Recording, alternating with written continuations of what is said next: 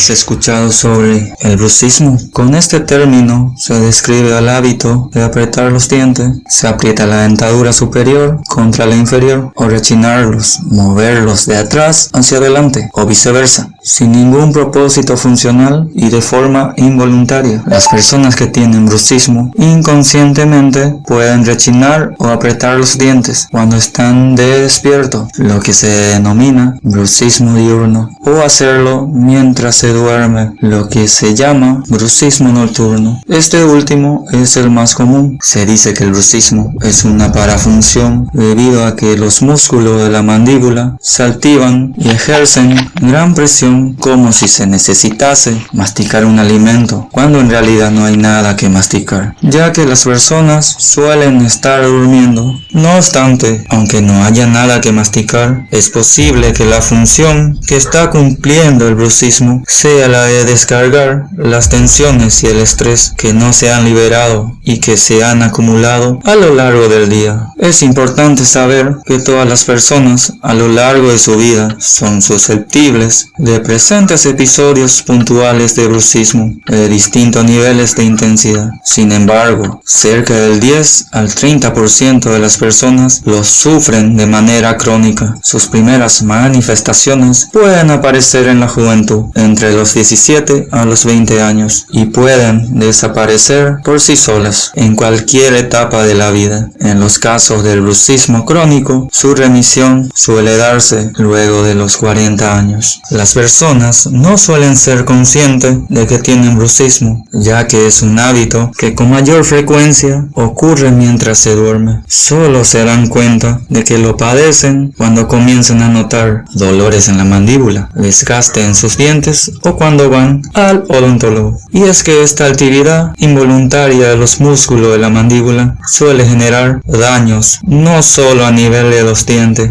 y la mandíbula, sino también dolores de cabeza, cuello e incluso en los oídos y la espalda. Al final, se trata de un hábito muy perjudicial cuya causa principal se sitúa en el plano psicológico, pero cuyos efectos y daño se extienden al plano odontológico, generando desgaste, dolores y otros problemas importantes. Gracias por ver el vídeo y espero tus comentarios.